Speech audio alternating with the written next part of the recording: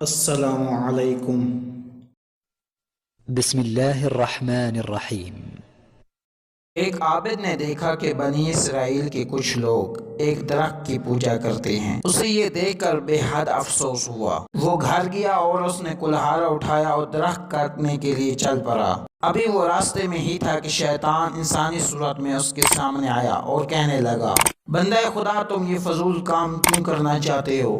اس درخت کو کاٹنے سے تمہیں کیا فائدہ ملے گا؟ عابد اس کی بات پر سخت غصہ آیا۔ آخر کار دونوں گتھم گتھا ہو گئے۔ چند لمحوں میں شیطان گر گیا اور عابد اس کے سینے پر چڑھ بیٹھا۔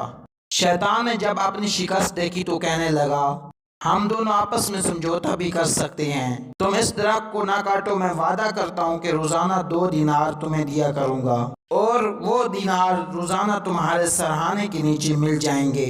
ان سے تم اپنی ضروریات پوری کرنا اور غریبوں کی مدد بھی کرنا۔ اس بات پر عابد راضی ہو گیا اور درخت کاٹے بغیر واپس آ گیا۔ 2 دن تک تو عابد کے سرہانے 2 دینار ملتے رہے، لیکن تیسرے دن سے یہ سلسلہ بند ہو گیا۔ عابد نے کچھ دیر انتظار کیا، پھر غصے سے کلہاڑا لے کر درخت کاٹنے کے لیے چل پڑا۔ راستے میں پھر شیطان کھڑا نظر آیا۔ شیطان نے پوچھا، کہاں جا رہے ہو؟ عابد نے کہا، درخت کاٹنے جا رہا ہوں۔ شیطان نے کہا، میں تمہیں ہرگز درخت کاٹنے نہیں دوں گا۔ وہ دونوں ایک بار پھر گتھم گتھا ہو گئے، لیکن آج شیطان نے عابد کو گرا دیا اور اس کے سینے پر چڑھ گیا اور کہا، اگر تو نے درخت کاٹنے کا سوچا بھی تو میں تجھے جان سے مار دوں گا۔